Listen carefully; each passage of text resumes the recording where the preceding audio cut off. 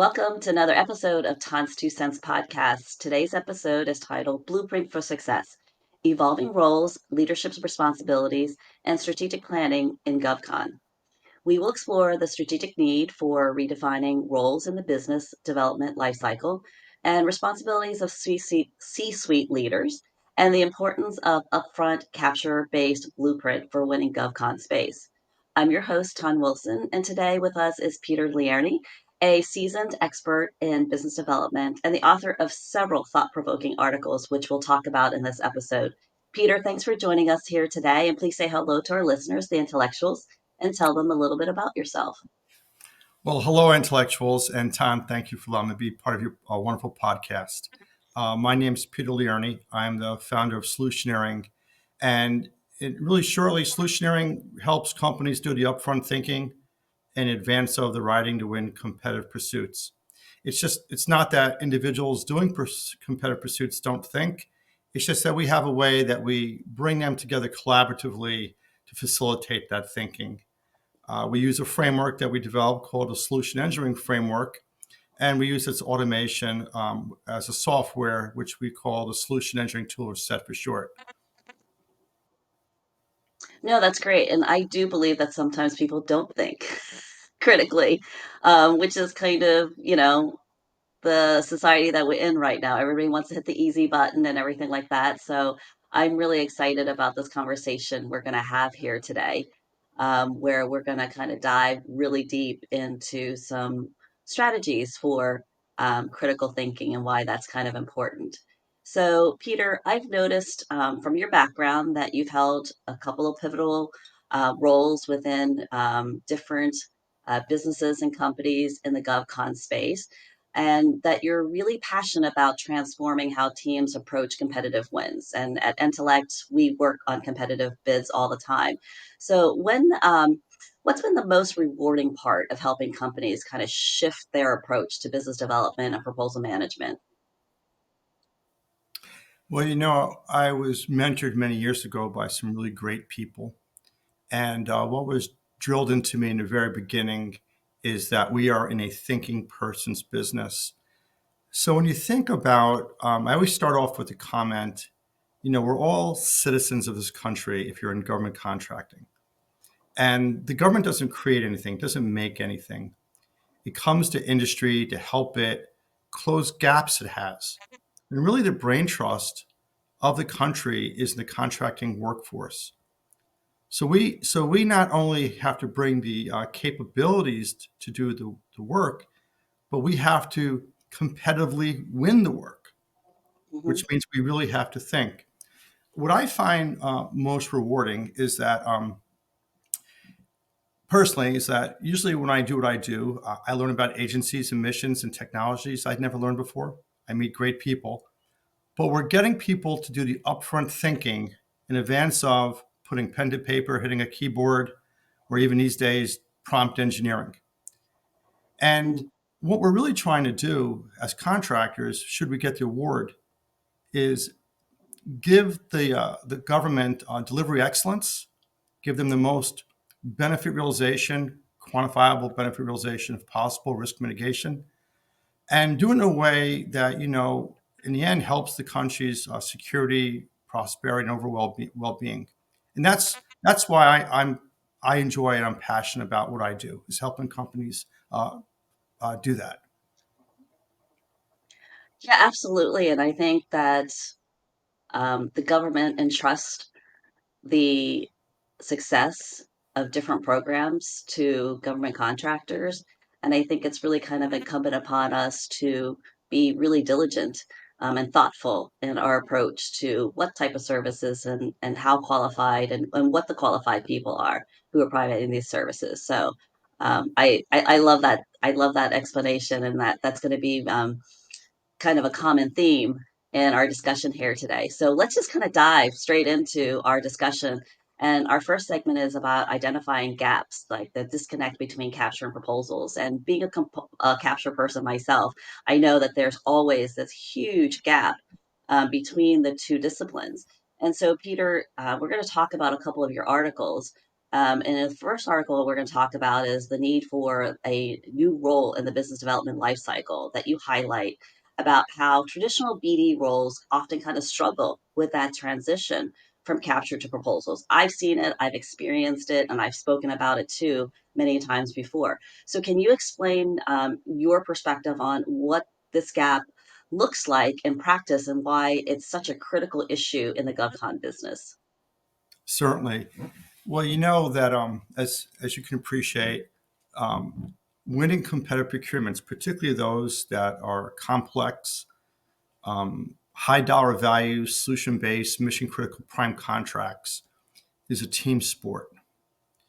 And you know, it really takes positioning for those types of contracts many years in advance. You can, for the larger players, they might be trying to influence the hill, Capitol Hill. You think about business developers and the individuals that they're bringing in to meet with the client along the time. And then to really say, hey, do we understand this opportunity and we position ourselves well enough to be competitive? And so you decide to commit the capture resources to that. Well, the first thing I will say is very often, even between business development and capture, there's a breakdown in the continuity of information, particularly context. You know, and what I've also observed, in particularly as capture start to evolve, is that at least in I say in the Northern Virginia area because that's where I live, you'll have business development meetings going on every 2 weeks, and they'll have an opportunity to come up with a slide deck, and a lot of capture managers think, unfortunately, it's all about getting by another 2 weeks, right? And Until you update that slide. they update that slide deck. And the truth is, me, because of where I came from, I'm really not a good liar, BSer. You know, and you had to have done your homework. Yeah. And so if they're presenting a win strategy, there's nothing behind those slides. And I always say, how can you show in a material way that's traceable, defensible, and explainable how you got to that win strategy? Because if they cannot, then they're setting everybody else downstream up for failure, right? So I always say, Yep. do the upfront analyses. You have to produce an artifact analyses. There has to be something behind that slide. You've seen it, Ton, and I've seen it where most often, increasingly, that's not the case. And it's also being compounded now, I believe, by the demographic shift that's occurring in the workforce, where the older ones who are more experienced are leaving, retiring, and there's never been a sufficient or adequate mentoring or training of the newer ones coming to BD and capture, right? So they're producing outputs that are more transactional, not leading towards eventually an outcome, which is competitive win. But so then you're a capture manager, and you see a lot of capture managers, and they think they know everything about the vehicle. They know really everything about an agency. They're really great at dropping names, right? Oh, yeah. And nobody has the same customer intimacy they used to have because of the nature of this hybrid work environment. And when the customer's talking to you and talking to me, generally they're saying the same stuff to be ethical. So just because I met with a customer, which is essential but not sufficient, I still don't have competitive advantage. And what you see is you see a lot of individuals doing a lot of activities, but they're To not make it doing. look like they're busy. Yeah. Yes, that's right. But there's not work being done. So what's the Hmm. work? It's the analyses. And what I find is I came out of delivery many, many, many years doing delivery. I think you came out of delivery too, right? I came out of delivery. Client, Yes. client facing. My bias is going to come out, but I always feel that even though there's no set position description for caption manager per se, but those who come out of delivery are a little bit more in tune to be more effective caption managers because they understand what it means to be customer facing, listening to the Hmm. customer, trying to be responsive to them. So I feel that today's capture managers, they're overwhelmed in a lot of ways because, and sadly, some of them in their company will say, "Well, how many captures can you carry?" I mean, carry. To me, I always say you should carry no more than three.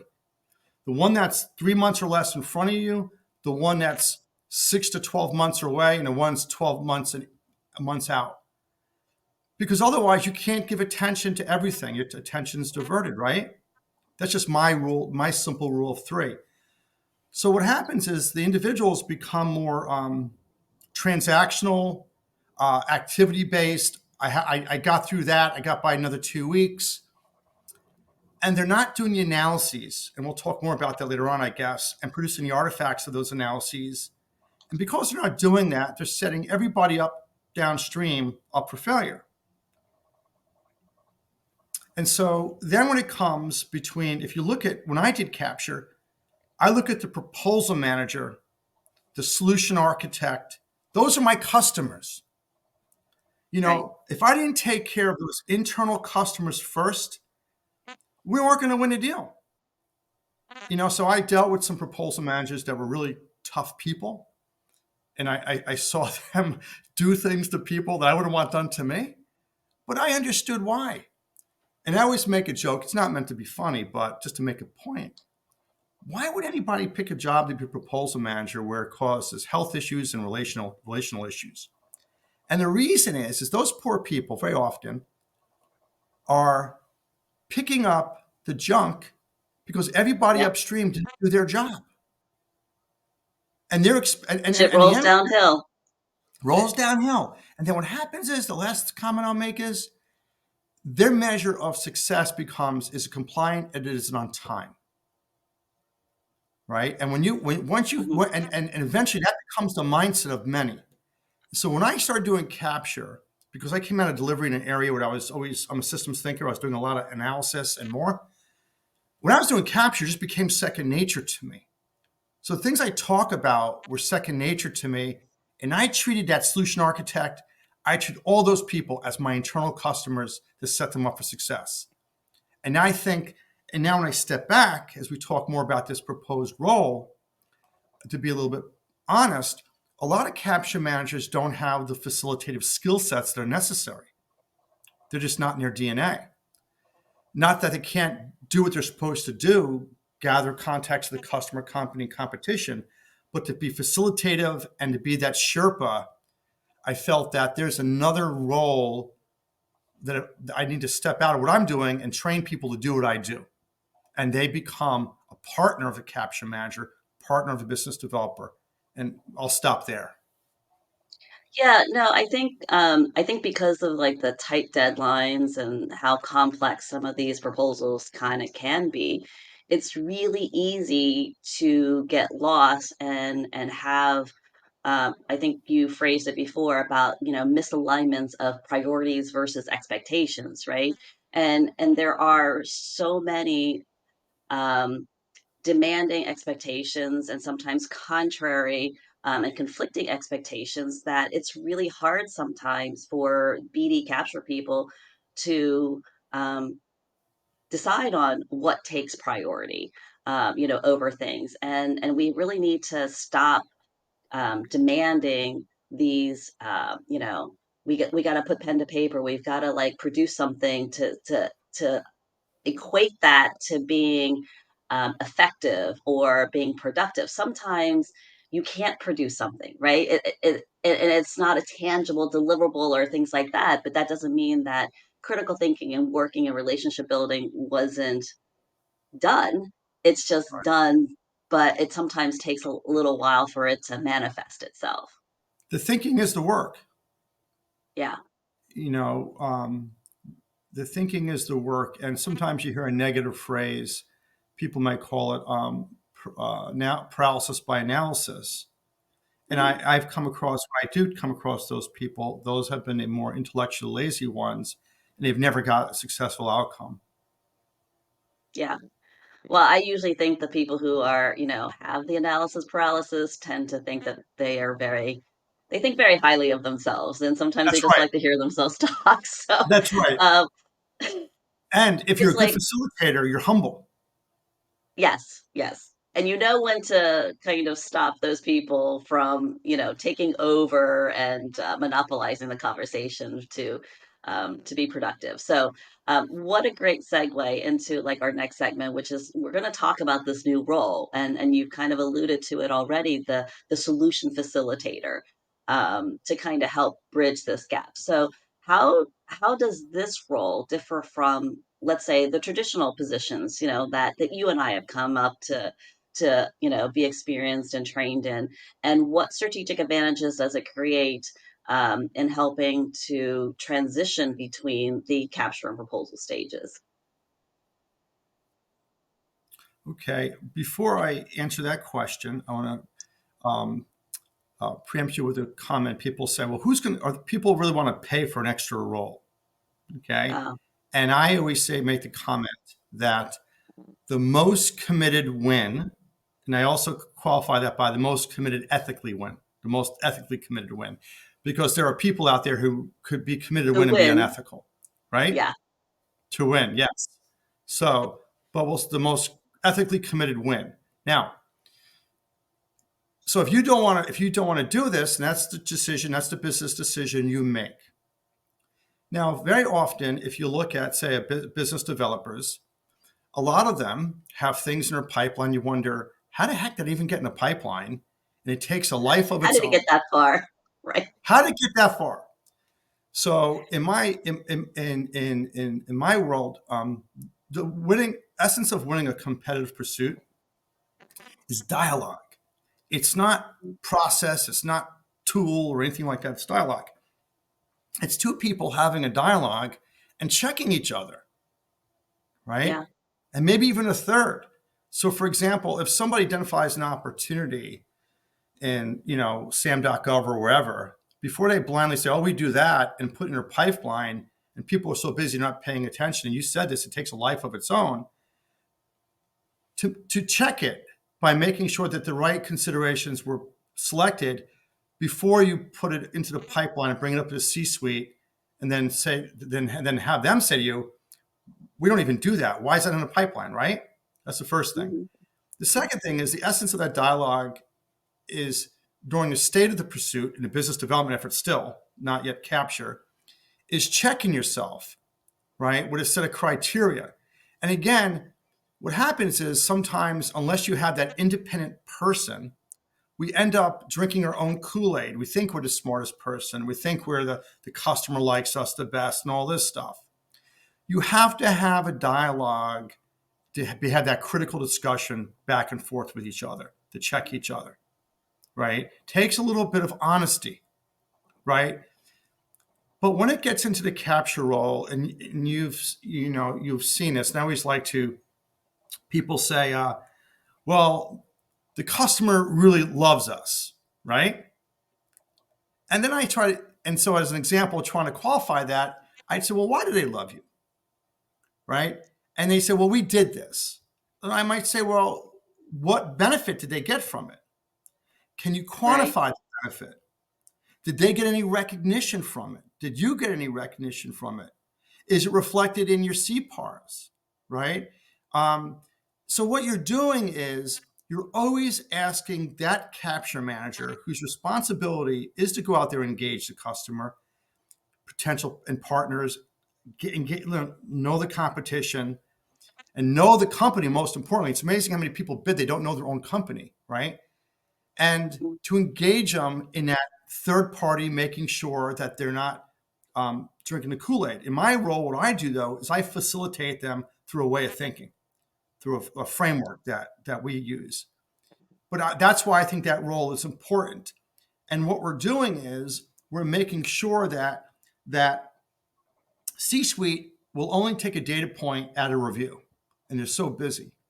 But the facilitator is there the whole time by their side, right? Asking them the Yeah. questions that need to be asked in advance of the review, right? Yeah, I think a lot of times people are afraid to ask questions. And there's probably this fear of, I don't want to ask the stupid question, or I don't want to ask a question that, that will make me look bad, or I don't want to challenge this person. And sometimes people who are in some of these roles are seasoned professionals or those who are kind of braggadocious and just are self-proclaimed experts or knowledgeable, with a certain customer or program or whatever. And so you kind of take what they say as creed.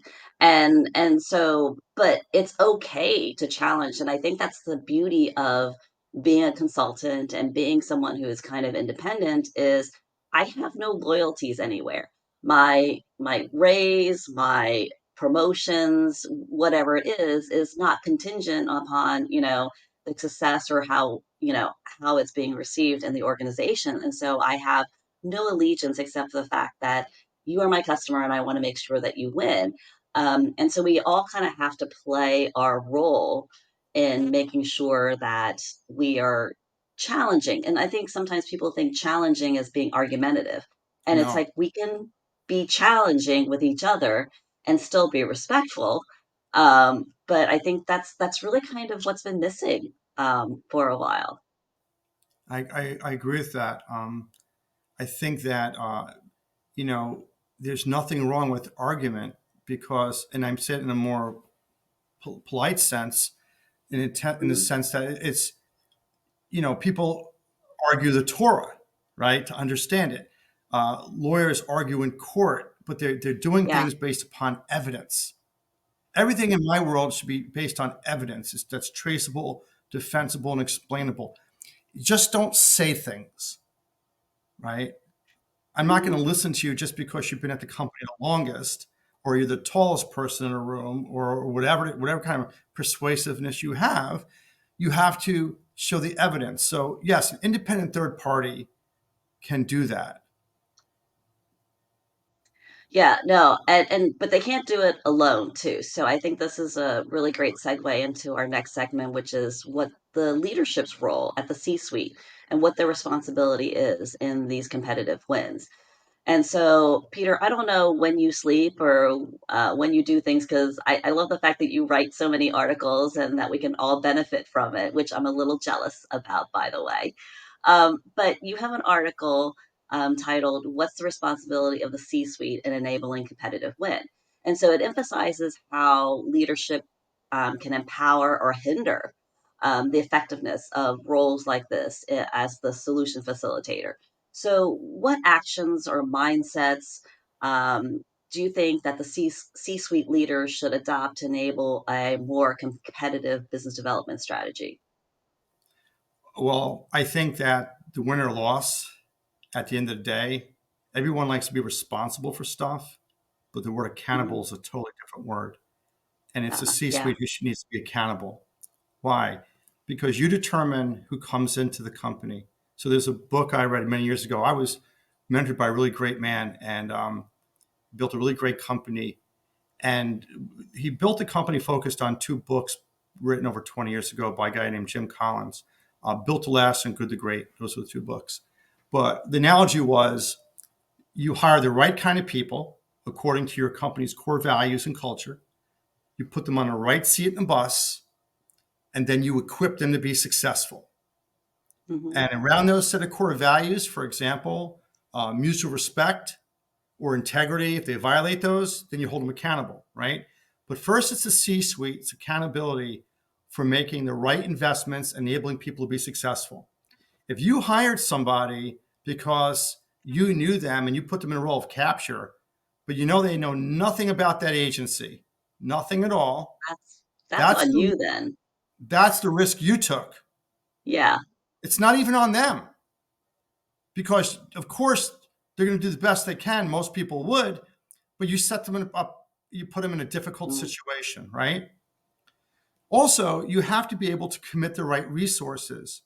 You have to know that, if you can't expect a capture professional to balance so many captures beyond their ability to successfully manage them, because there's diminishing returns, they start to make trades. Focus is key. You have to have them. Focus is key. Same thing for a proposal team. Like this thing, my concern with the generative AI is with the people talking about, more productivity. We could put more proposals out there. Well, I have a friend. She ran GSA Schedule 70, the healthcare slice, as I like to say, for many years. And I hate to say this, but she says, we're human beings. When we see a bad proposal for the first time and we never saw that company before, we give them grace. The second time we see that company throw a piece of junk at us, Yeah. it leaves a permanent mark in us. Really, the bad taste. The Yeah. third time we see it, we don't even open it up. So all these companies Wow. are trying to increase their productivity and get more stuff out there. They're killing their brand. They're killing their brand.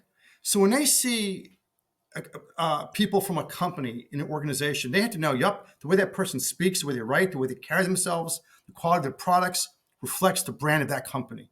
When they see the proposals of that company, the amount they understand us, their thought leadership is great, right? That Mhm. at least you have to make it hard for them. Whenever I hear, oh, we lost on price, no, we didn't lose on price. You lost on price because you didn't make the commitment to discriminate yourself. And I didn't say differentiate yourself. I said discriminate yourself. You didn't make the investment to engage the customer long enough, or you've been an incumbent for so many years, you never introduced any innovations. Now you're introducing innovation for the first time in a proposal, in a recompete. Yeah. Where's been innovation for the past 5 years, right? That you were socializing. Hmm. So going back to this, the C-suite is accountable for all those things. Um, Very often, everything's tied together. Your recruiting efforts, your invoicing. So if you're always screwing up your invoices to the customer, or you're slow to recruit, the C-suite's accountable.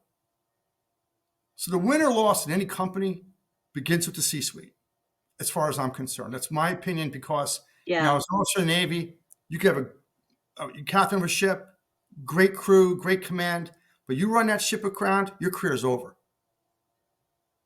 That's the way it was. That was Absolutely. accountability. Yeah. Yeah. The buck stops there, right? Buck And stops with so you. yeah, I totally agree with that. And I think on the in addition to that, though, too, is the C-suite also sets the tone, That's right. and what is expected. And so a lot of times, organizations that are not disciplined or they don't have, a certain level of rigor or they don't collaborate or communicate effectively, a lot of times that is kind of set at the top. And so I don't think that a lot of times leaders realize how much they do impact the health and the mental health of the organization and how everyone kind of perceives what's acceptable, what's not acceptable. I'll tell you a story of a company. There's a company I'm aware of. I'll leave it at that.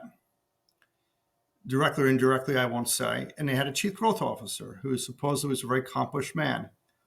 And then they had a capture manager for a contract was almost north of $200 million. That was a very accomplished person. And whenever they would have a meeting, they would say, "This is our number one priority, winning this contract."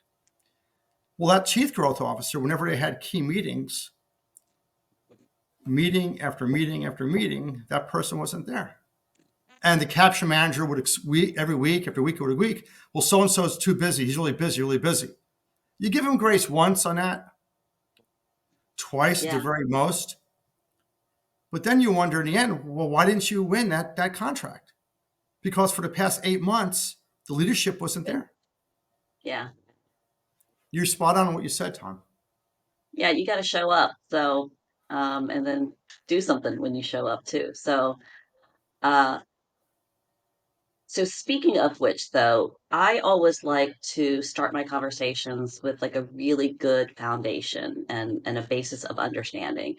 And our next segment is about foundation of success, the importance of upfront capture-based blueprint.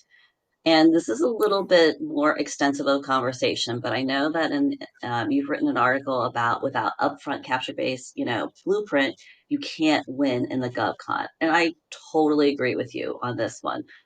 You argue that like a solid capture strategy is the backbone for a successful proposal. And being that we do 75% of our business here at Intellect is proposals. We've seen good proposals and bad proposals based on how good the capture is. and whether or not, they had a really sound approach to that. So can you, within the time that we have here, kind of walk us through Sure. an effective blueprint, capture blueprint elements, and why it's the foundation for winning in the competitive landscape? Fair enough. So up front, I don't like the term P-win or probability winning. It means nothing to me. What I care about is, have you done what you're supposed to do? Can you tell me, can you show the goodness of it and provide evidence of it? Right. So for me in the very beginning is, let's just make the assumption that an opportunity's being bid, right? Do you know the 4 to 7 issues that are driving the procurement that's keeping the customer up at night? Do you know why they're issues, right? Anybody can identify an issue, but you know why. Do you know the priority of those issues? Do you know the customer psychographics? That means that you know who's an influencer, who's a decision maker, right? In Hmm. terms of their personal, their role, their personality type, who's a visionary, maybe the customer's an egotist. These are the kinds of things you want to know.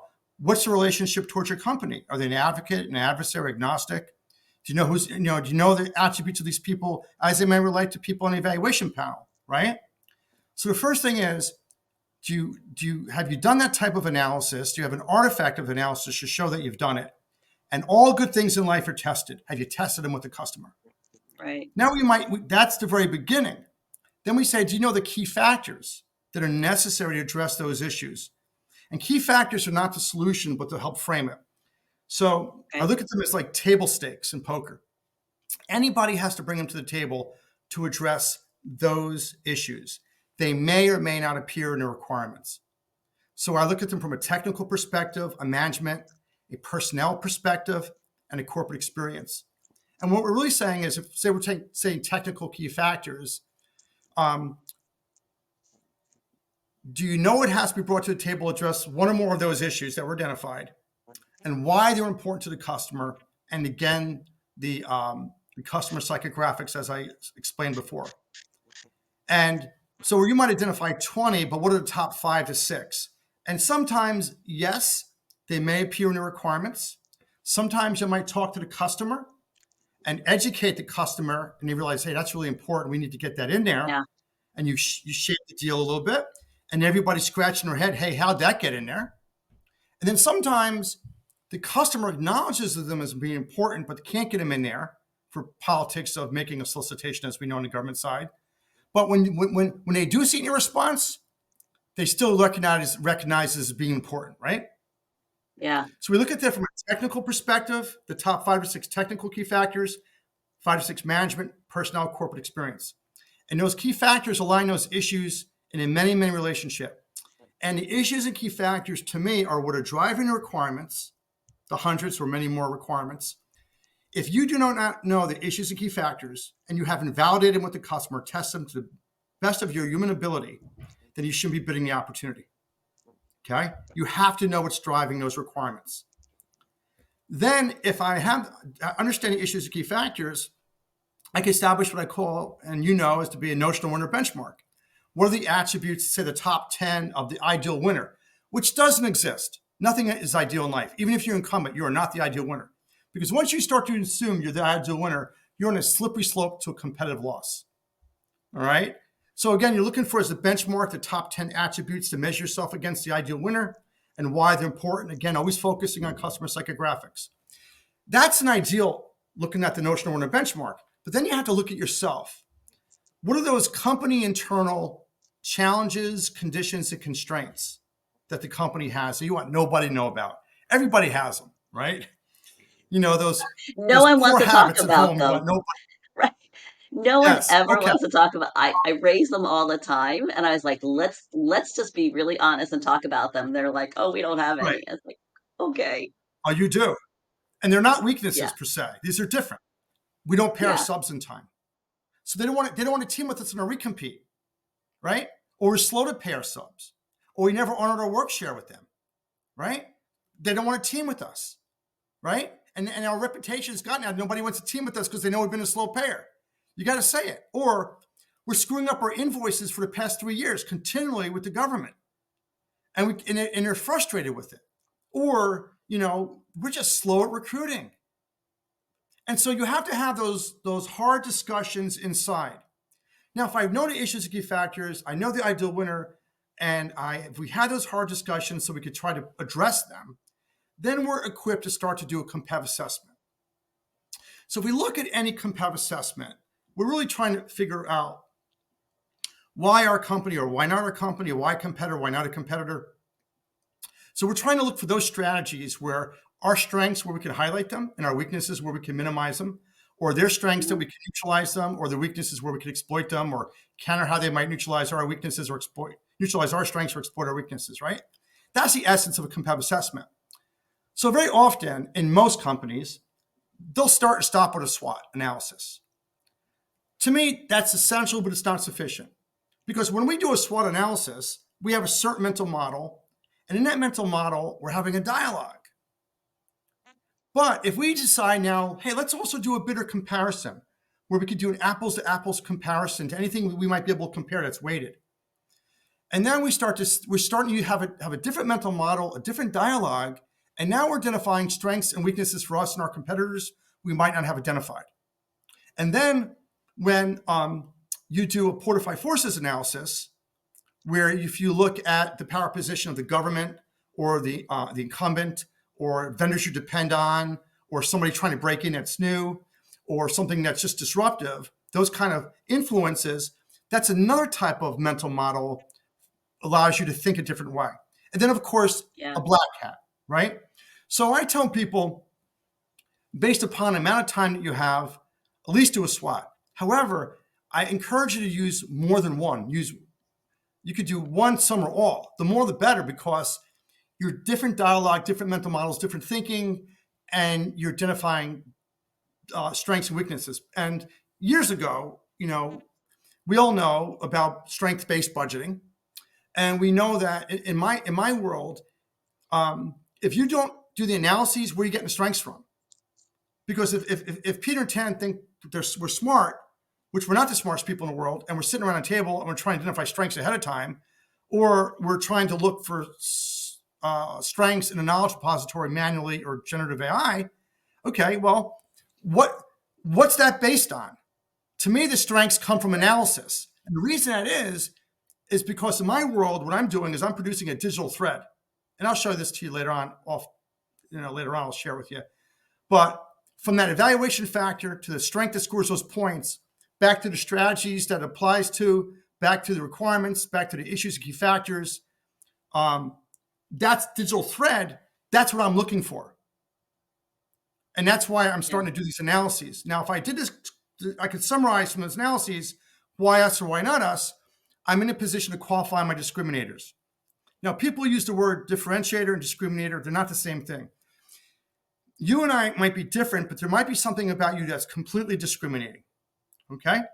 And how I qualify discriminator means, one, the competition can't make the same claim. That's the first thing. That's where most people start and stop. They use that word unique. Essential but not sufficient.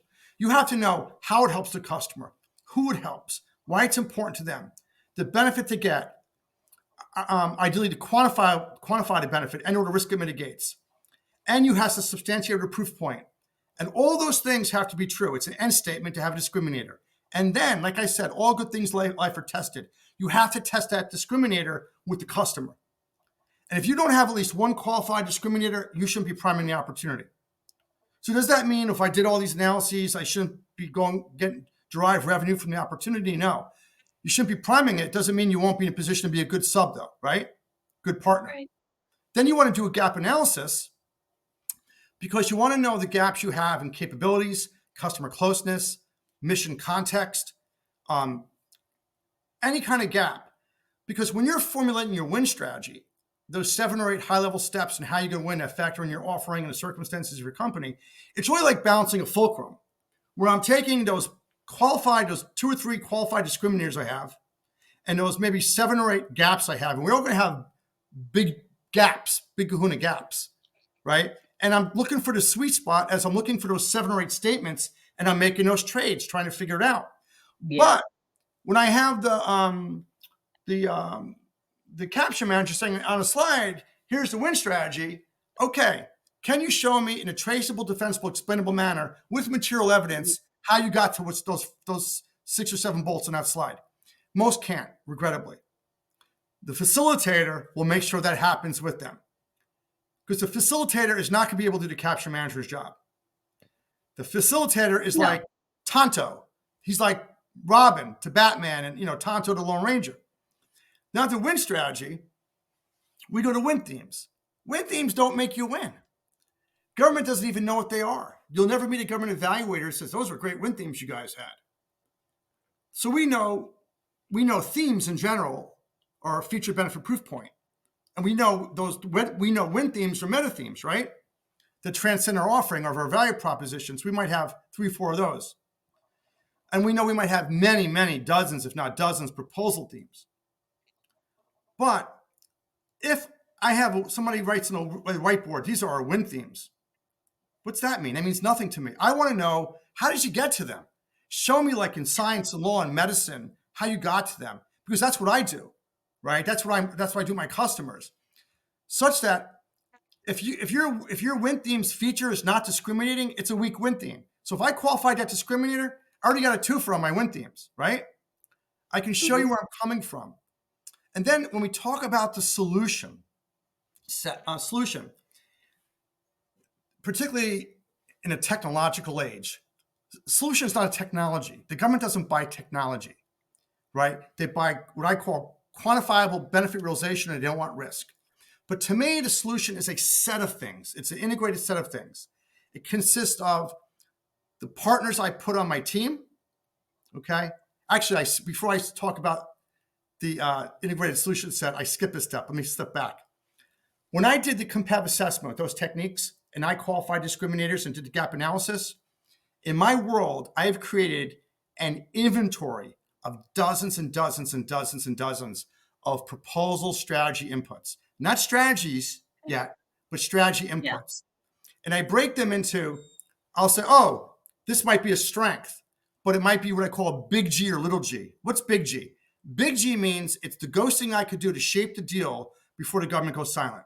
Oh, I'm going to take Tan, our proposed program manager, to meet with the customer 2 times and let them see how she delivered a program, her lessons learned for a program of similar size, scope, and complexity, right? So they get to know Tan, know she's smart, know how she thinks, she's likable, they can work with her. That's a big G strategy, right? Little G strategy is going to be calling you out in your resumes or in your cameos, particular things about what you accomplished, right? How you got to deliver the program like 10% under the thresholds of the for cost, for example, or Yeah. whatever the case Yeah. may be. So little G strategies are what you materially do in a response. Well, these strategies to me are where you win deals, not the win themes, right? Because I use those in another discussion, like principles of an architecture. If you have bad software, it's because your architecture is bad. If your architecture is bad, it's because you haven't stayed true to the principles of the architecture. But it's proposal strategies where from the analyses, the thinking really comes into play now. Because now I'm going to sit there and say, oh, how are we going to address this strategy? Oh, we're going to make sure we get Tan in there to meet the customer 2 or 3 times. Plus, we want to make sure we call out these accomplishments, what Tan did to mitigate risk in a program in a response. And those are little G ones. So I use these strategies as the basis to build what I call the integrated solution set, which, as I start over again, the teaming partners I put on my team have a sound basis. Mhm. Because you ever come across these companies and you say, why is this company on your team? Yeah. I Right? ask that all the time. Yeah. What's the Why are value you of on this your team? company here? Um, the past performances I'm putting forth, the key Mhm. people I'm putting forth, or I call the leadership team, right? The on-site leadership team, key people, the technical approach, which gives birth to technical solution, the management approach, the frameworks, methods, tools, and techniques or facilities, et cetera, to enable your approaches, your staffing solution, and your pricing strategy, price to win and basis of estimate. That's the solution. It's an integrated set Yeah. of things, not just a technology. And everywhere down that integrated solution set is an opportunity to do two things. One is due diligence on your effort, and 2 is to squeeze out strengths. Squeeze out strengths, ideally quantifiable strengths, ideally strengths that might be discriminating or risks that are being mitigated. And what I'm doing is I'm building an inventory of strengths. Because if you don't have the strengths in advance of the writing, what are you writing to? Right? You can't get the Yeah. strengths unless you do the analyses. And in my So world, that what I'm creating is a digital. Go ahead, please go ahead. Oh, no, no, no. I didn't want to interrupt you, but I just kind of wanted to kind of tie this all together because I can start to kind of see that there's like a whole building blocks of things that kind of continue to add and complement and to transition and move forward. And I think what is really ideally the theme of our discussion here is these activities don't happen in a vacuum. They don't just say, "Oh, I'm going to go do this," and I think that's the challenge and the issue sometimes with process. And again, I'm a very process person. I come from an analytical background. I've got a degree in chemistry and political science, and so my mind thinks in a chemistry, perspective. And so if you do this and you add this, and this is a chain reaction, and it's all kind of interconnected.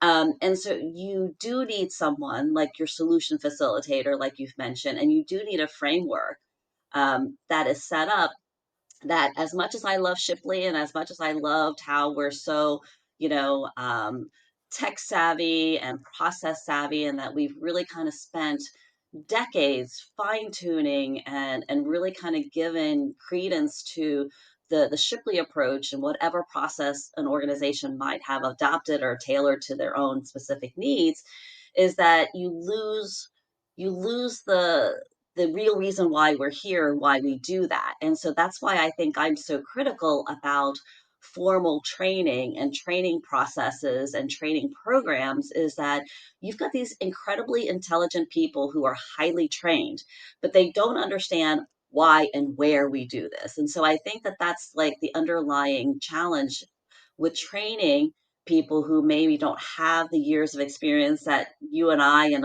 many of us who are retiring right now in this industry have, is the ability to kind of field test and to really kind of execute and put some of this training and applications in place to kind of test our theories and kind of put trial balloons out there and to kind of talk about these things. And I think it's because we are such a instant gratification type of society anymore, and that no one wants to fail.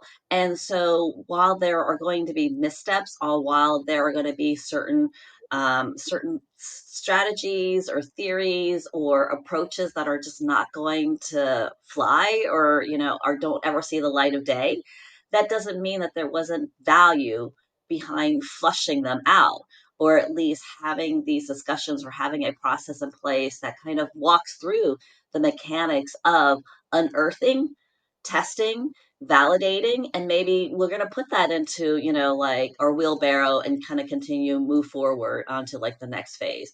But there's still value in doing all of that.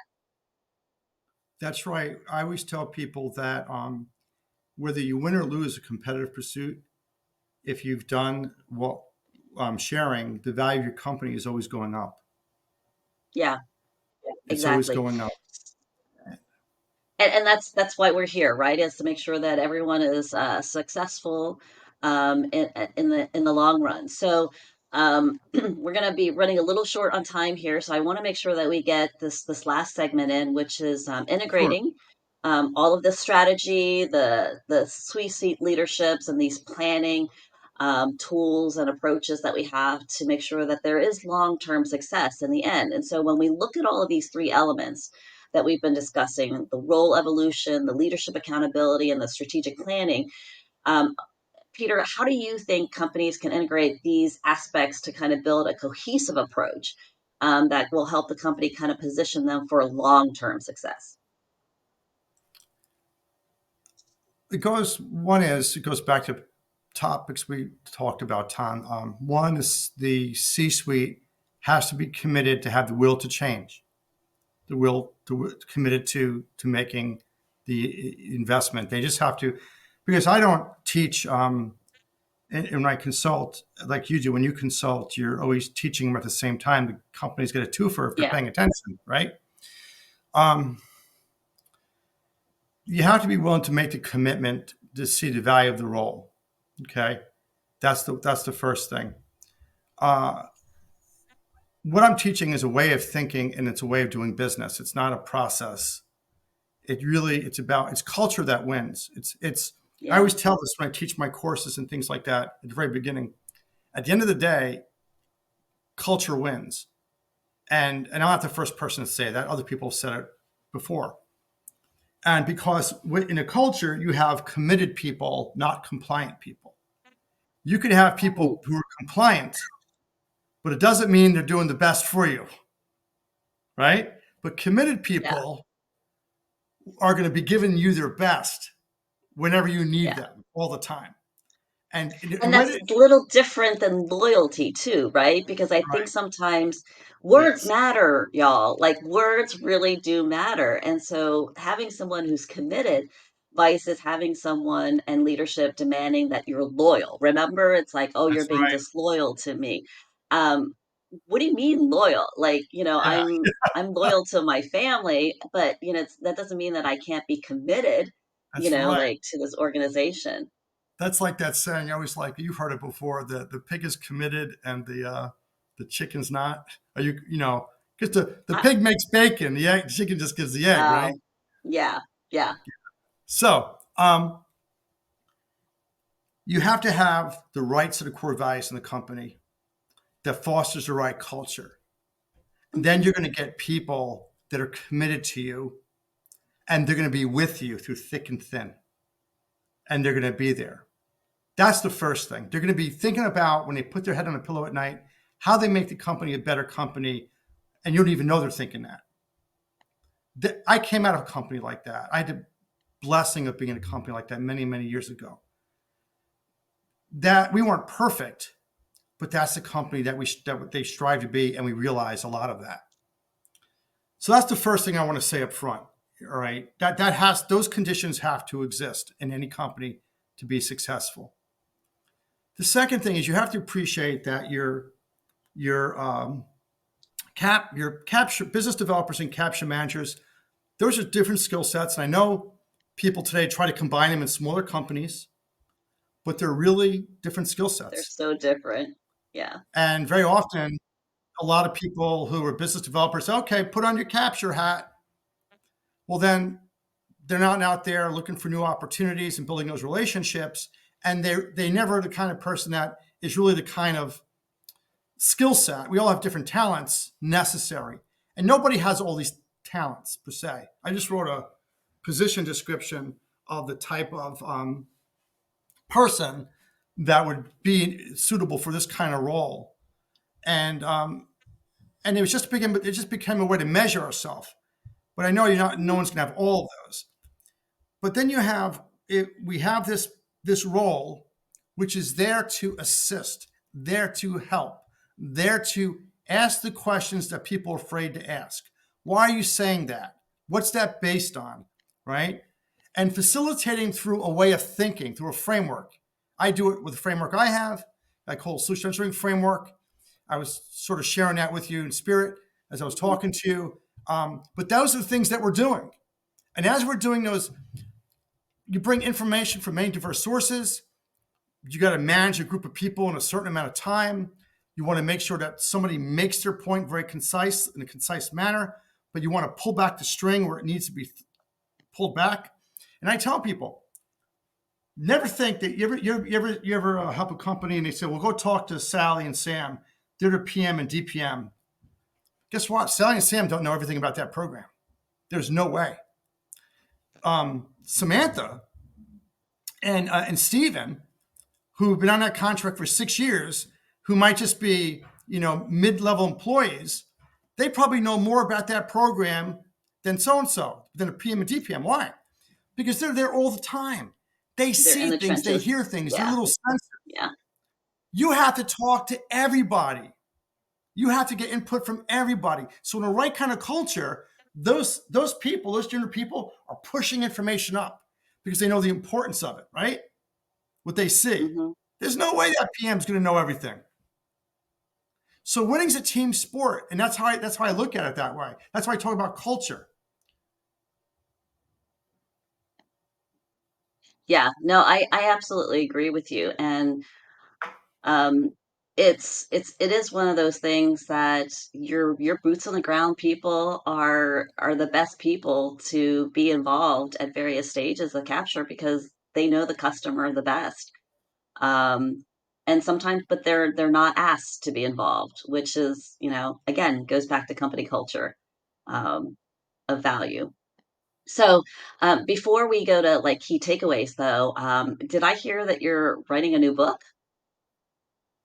We're writing a new book. It's called Missing Measures of Competitive Procurements. How well are you doing today to win the business of tomorrow? In short, we call it the green book because it's going to be the color green. The blue book, solution engineering, that's the blue book, right? And Okay. it's based on 8 indices that we developed and we use, and they're reflected in the software we developed. The first one's called Pipeline Opportunity Selection Index. Hey, does this even belong in my pipeline or not? And what we're using a number of areas that we look at, and we calculate using vector math an indice, but it's not a number. It's a number based with a rationale, sound Right. rationale why you said what you said, and that number means something. Then the state of the opportunity index. How well are my business development efforts really progressing on this opportunity? Then the opportunity context index. How well do we really understand this opportunity, really bid it after we've been doing BD on it for the past 3 or 4 months? And it also supports the handoff between BD and capture. Then win strategy index. What's the goodness of our win strategy? Pursuit index. What's the goodness of our overall offering? Why our company? Then recompete readiness index. How ready are we for recompetes? And then there's the pursuit debrief index, which would be what did the government say about you? And the last one is the growth status index. And the growth status index shows you how to measure how well your company is doing today to win the business of tomorrow based upon a few of the preceding indices.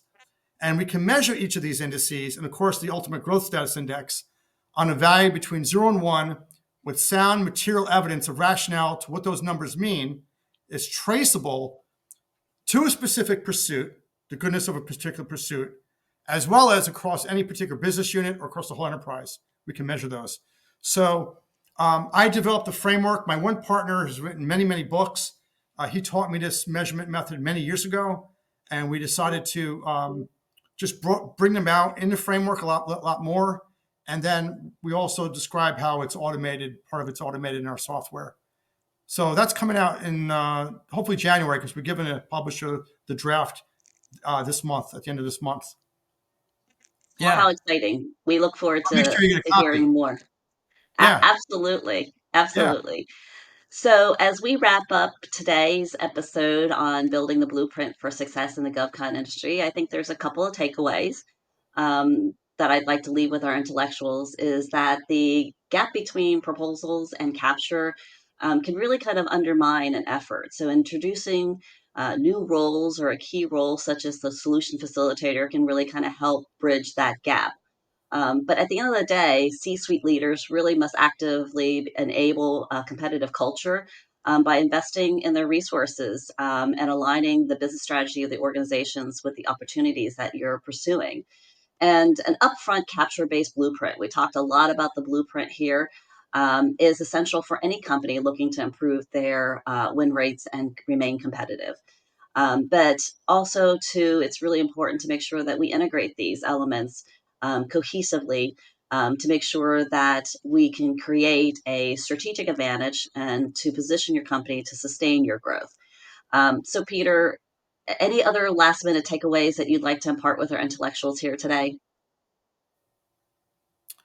I'm just grateful for being on your podcast. I think it's a wonderful thing that you're doing. I'm getting all these kind of speakers in your podcast to share their knowledge, and you're really helping the community. So I want to say thank you, Tom. Well, you're very welcome, and thanks for coming here today. And so this concludes our episode on the Blueprint for Success. And please remember to subscribe, follow, and share our podcast and tune in each Wednesday for new episodes. Thank you, Peter, for sharing your knowledge with us today, and you're welcome back anytime. Thank you, Tom. Bye bye. Thanks again, intellectuals, for listening here today. And remember, you have to think big to win big. Be an intellectual. And until next time, keep pushing the boundaries of possibilities.